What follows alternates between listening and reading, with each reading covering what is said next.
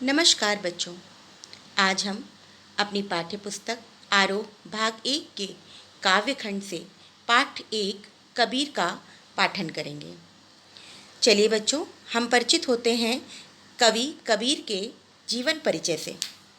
कबीर का जन्म सन 1398 में वाराणसी के पास लहरतारा में हुआ। कबीर की प्रमुख रचनाएं हैं बीजक, जिनमें साखी, सबद एवं रामायणी संकलित हैं। इनकी मृत्यु सन 1518 में बस्ती जिले के निकट मगहर में हुई। कबीर भक्ति काल की निर्गुण धारा के ज्ञानश्रेय शाखा के प्रतिनिधि कवि हैं। कबीर पढ़े लिखे नहीं थे और किताबी ज्ञान के स्थान पर आंखों देखे सत्य और अनुभव को प्रमुखता देते थे। कबीर ने अपनी रचनाओं में कर्मकांड और वेद विचार का विरोध जताया है तथा जाति भेद, वर्ण भेद और संप्रदाय भेद के स्थान पर प्रेम, सद्भाव और समानता का समर्थन किया है। यहाँ उपस्थित पदों का सार इस प्रकार है। पाठ्य पुस्तक में वर्णित पहले पद में कबीर ने परमात्मा को सृष्टि के कण कण में देखा है, ज्योति रूप में स्वीकारा है तथा उसकी व्याप्ति चराचर संसार में दिखाई है। इसी व्याप्ति को कबीर ने अपने पद में विभिन्न उदाहरणों के द्वारा अभिव्यक्त किया है।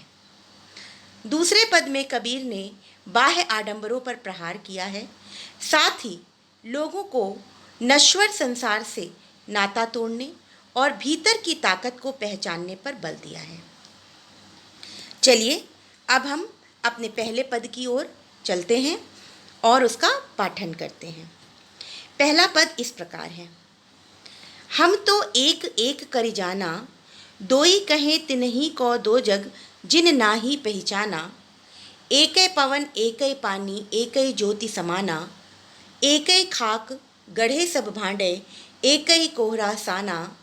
जैसे बाढ़ी काष्ठ ही काटे, अगनि न काटे कोई, सब घटी अंतर तू ही व्यापक, धरे स्वरूपे सोई। माया देख जगत लुभाना, काहे रे नर गरबाना। निर्भय भया कछु नहीं व्यापे, कहे कबीर दीवाना। बच्चों, मैं पाठन के साथ साथ ही, आशय के साथ साथ ही इसके क्लिष्ट शब्दों के अर्थ भी बताते चलूँगी। पहली पंक्ति है, हम तो एक एक कर जाना। यहाँ पर कबीरदास जी कहते हैं कि वे एक ही ईश्वर को जानते हैं। एक एक, एक यानी संख्या, एक संख्या, और एक यानी ईश्वर। ईश्वर को उन्होंने एक माना है। ठीक है, यहाँ पर यमक अलंकार है। जब कोई शब्द दो बार, एक से अधिक बार आए लेकिन उसके अर्थ अलग अलग हों तो वहाँ पर यमक अलंकार होता है। तो इस काव्यांश में कवि कबीर कहते हैं कि हम तो एक ही ईश्वर को जानते हैं। दोई कहे तिन्हि को दो जग, जिन नाहिन पहचाना। जिन लोगों को ईश्वर अलग अलग रूपों में दिखाई देता है या जो लोग ईश्वर को बांटते हैं, वे वास्तव में नरक के भोगी हैं। एकै पवन एकै पानी एकै ज्योति समाना। अब उन्होंने उदाहरण दिया है कि जिस प्रकार एक ही हवा चलती है, एक ही पानी है, एक ही सूर्य और चंद्रमा का प्रकाश है, अर्थात प्रकृति की सभी चीज़ें सभी के लिए एक सा व्यवहार रखती हैं। ऐसा नहीं है कि वे जाति, धर्म और संप्रदाय को देखकर अलग अलग व्यवहार करती हैं। हिंदुओं के लिए अलग चांद में ईद में अलग चांद निकलता है और करवा चौथ का चांद या दूज का चांद हिंदुओं के लिए अलग होता है। ऐसा संभव नहीं है। ऐसा नहीं है कि गंगा माँ हिंदुओं की गंगा हैं, वो भगीरथ लाए थे उन्हें, तो इसलिए वो केवल हिंदुओं के लिए ही अपना जल प्रवाहित करती हैं, और जब मुसलमान उनके पास जाते हैं या अन्य धर्म के लोग जाते हैं तो वे अपना जल नहीं प्रवाहित करती हैं, वो बंद कर देती हैं। ठीक है, इसी प्रकार सूर्य देवता हैं, हम उन्हें देवता मानकर, हिंदू धर्म में सूर्य को देवता माना गया है, चंद्रमा को देवता माना गया है, नदियों को, जल को सब देवता माना गया है, देवी माना गया है। तो इस प्रकार से ऐसा नहीं है कि ये सब केवल हिंदुओं के लिए ही हैं और मुसलमान या सिख या ईसाई के लिए नहीं है। तो इसी प्रकार वो कहते हैं कि जिस प्रकार प्रकृति में, ये उन्होंने उदाहरण दिया है कि एक ही पवन, एक ही पानी और एक ही ज्योति से यह संसार प्रकाशित है और इस संसार के सभी व्यक्तियों पर प्रकृति समान रूप से अपना व्यवहार करती है। दूसरा उदाहरण उन्होंने दिया है, एक ही खाक गढ़े सब भांडे, एक ही कोहरा साना। यानी खाक माने मिट्टी, गढ़े सब भांडे, भांडे मतलब बर्तन, कोहरा यानी कुम्हार। जिस प्रकार कुम्हार जब मिट्टी से बर्तन बनाता है, मिट्टी के बर्तन बनाता है, तो वो मिट्टी को एक ही जगह से खोद कर लाता है। ऐसा नहीं करता है कि सुराही बनाने के लिए वो अलग जगह से मिट्टी खोदता है, दियाली बनाने के लिए वो अलग जगह से मिट्टी खोदता है, गुल्लक बनाने के लिए मिट्टी के वो अलग जगह से मिट्टी खोदता है। ऐसा नहीं करता, वो एक ही जगह से मिट्टी खोद कर लाता है और अलग अलग प्रकार के बर्तन का निर्माण करता है, बर्तनों को बनाता है। तो जिस प्रकार एक वो बनाने वाला एक होता है, एक ही कुम्हार होता है जो एक ही जगह से मिट्टी लाता है लेकिन अलग अलग भांति भांति के बर्तन बना देता है, उसी प्रकार इस संसार में हम सबका जो एक स्रोत है वो एक ही है, यानी ईश्वर एक है और हम सब उसी एक ईश्वर की संतान हैं। भले ही हम अपने को हिंदू, मुस्लिम, सिख, ईसाई विभिन्न जाति, धर्म और वर्गों में बांट रहे हों। फिर आगे वो कहते हैं, जैसे बाढ़ी काष्ठ ही काटे। ये उन्होंने एक उदाहरण ये भी दिया कि जैसे बाढ़ी काष्ठ ही काटे, बाढ़ी मतलब बढ़ई, जैसे बाढ़ी काष्ठ ही काटे अगनि न काटे कोई। यानी जिस प्रकार से लकड़ी को जब हम जलाते हैं तो उसमें क्या उत्पन्न होती है, आग। तो एक जो बढ़ई होता है वो लकड़ी तो काट सकता है लेकिन उसके अंदर उपस्थित अग्नि को समाप्त नहीं कर सकता। उसी प्रकार से सब घट अंतरितु ही व्यापक धरे स्वरूपे सोई। ईश्वर हर व्यक्ति के अंदर मौजूद है, यानी आत्मा और परमात्मा एक ही है। ठीक है, हमारे अंदर परमात्मा का वास है। माया देख जगत लुभाना, काहे रे नर गरबाना। अब यहाँ पर कबीरदास जी कहते हैं कि संसार की भौतिक वस्तुओं को देखकर, यानी यहाँ की माया, मोह माया में, धन दौलत, रिश्ते नाते, इन सब में फंसकर व्यक्ति अपने जो लोभ करके वो गर्व प्रतीत करता है कि ये मेरा है। लेकिन वास्तविकता क्या है कि किसी भी भौतिक चीज़ का स्थायित्व नहीं है। निर्भय भया कछु नहीं व्यापे, कबीर कहे दीवाना। यानी कबीरदास जी कहते हैं कि जो लोग निर्भय रहते हैं उन्हें किसी भी प्रकार का भय नहीं सताता, वो इस भ्रममयी दुनिया से मुक्त होते हैं। ठीक, तो इस प्रकार इस काव्यांश में, इस पद में कबीर ने कहा ईश्वर एक है। जो लोग इन्हें दो समझने की भूल करते हैं या अलग अलग समझने की भूल करते हैं, उनसे अधिक मूर्ख इस दुनिया में और कोई नहीं है।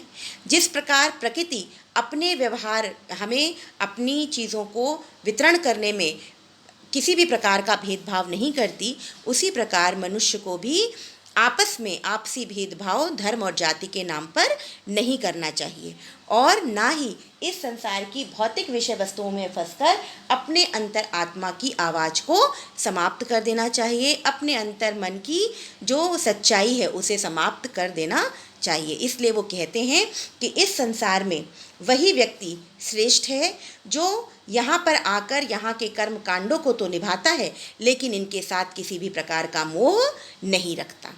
ठीक, अब इसकी भाषा आम बोलचाल की भाषा है, सदुक्कड़ी भाषा है, पंचमेल खिचड़ी भी हम कह सकते हैं।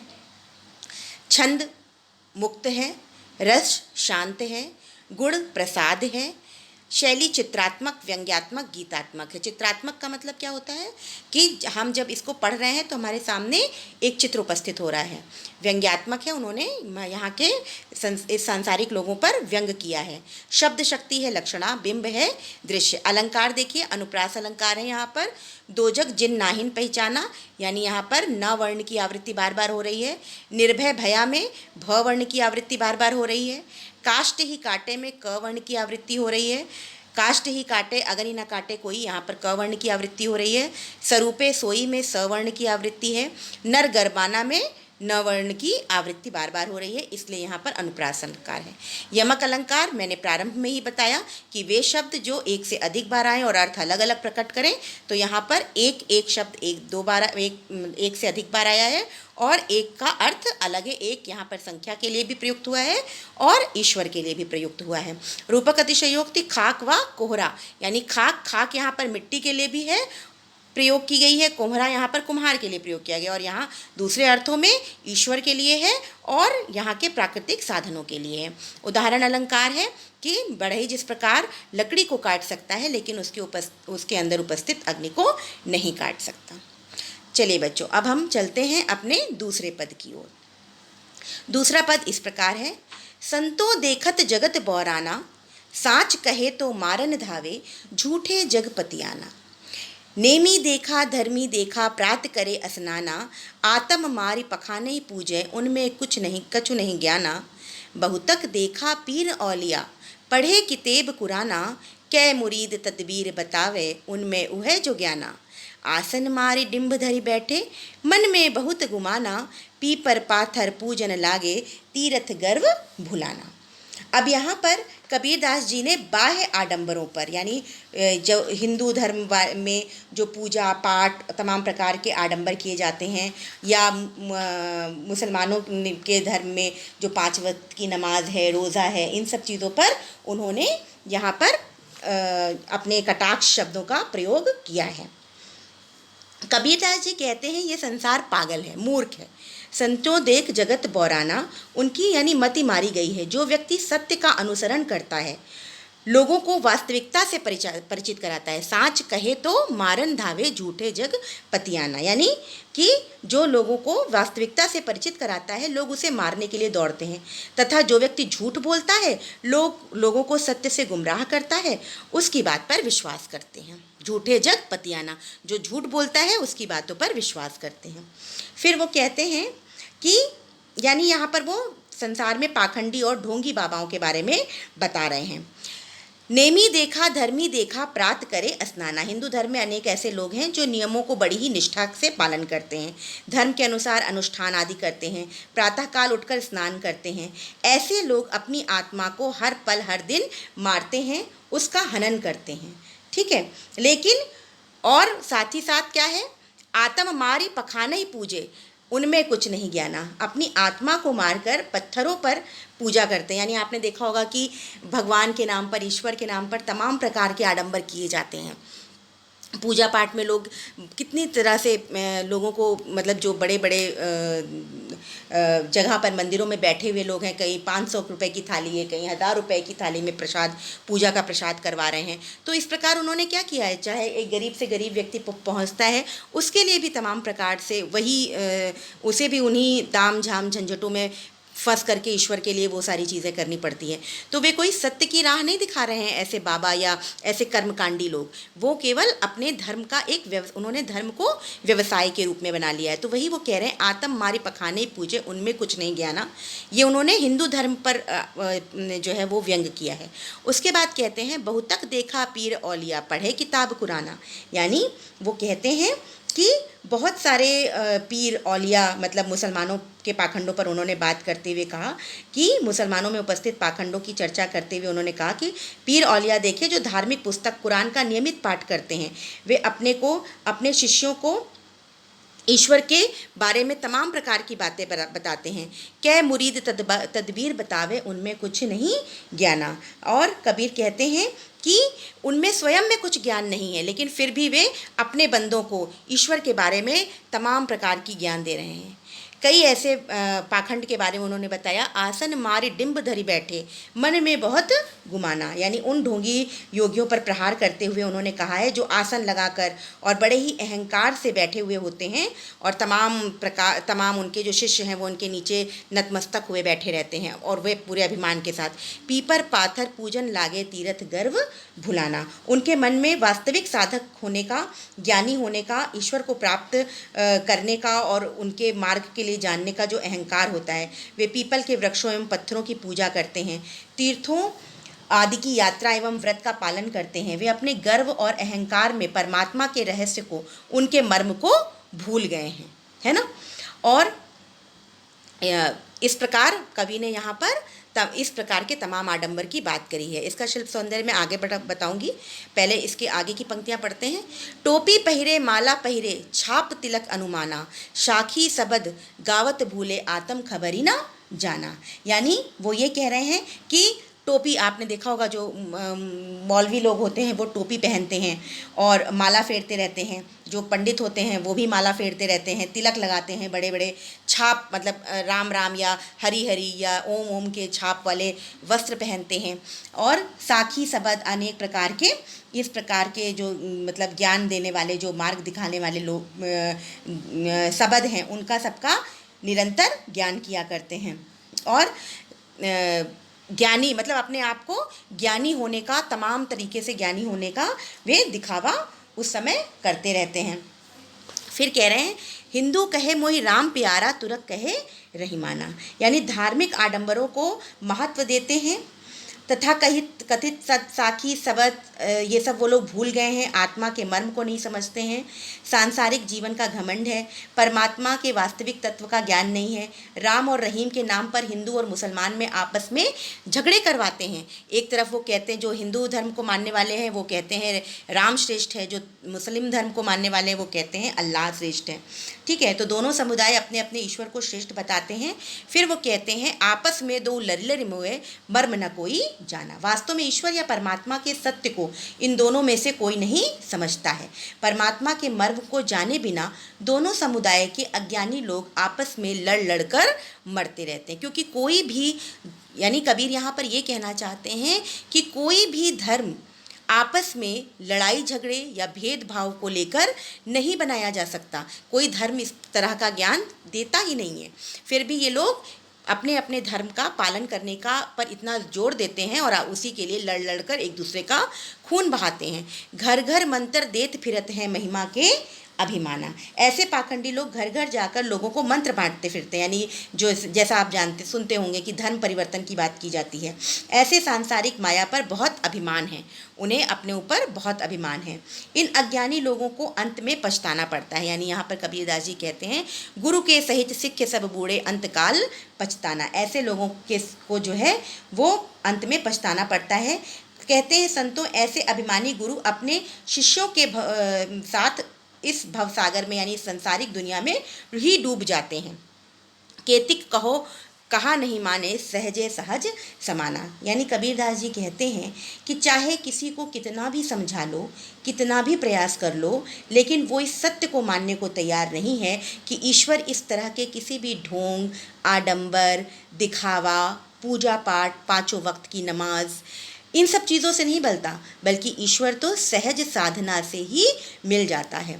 ईश्वर को सहजता प्रिय है, स्वाभाविकता प्रिय है, और जो व्यक्ति सहज स्वाभाविक प्रेम में लीन होकर उन्हें याद करता है, वे उसे उसी व्यक्ति के भीतर दिखाई देते हैं। यानी कबीरदास जी ये कहना चाहते हैं कि अगर हम किसी की सहायता कर दें, किसी की मदद कर दें, वहाँ पर वास्तव में ईश्वर की उन्होंने भक्ति करी है।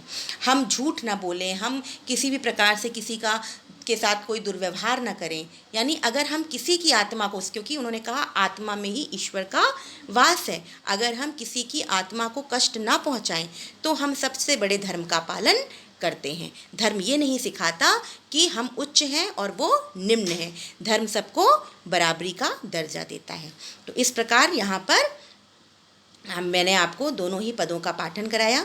भाषा वही है, सदुक्कड़ी तत्सम शब्दों का प्रयोग है, छंद गेय और मुक्तक है, रस शांत है, गुण प्रसाद है, शैली चित्रात्मक, व्यंग्यात्मक, गीतात्मक है, शब्द शक्ति अभिधा है। यहाँ पर बिंब दृश्य है, अलंकार में यहाँ पर पुनरुक्ति प्रकाश अलंकार है, घर घर और लरी लरी में।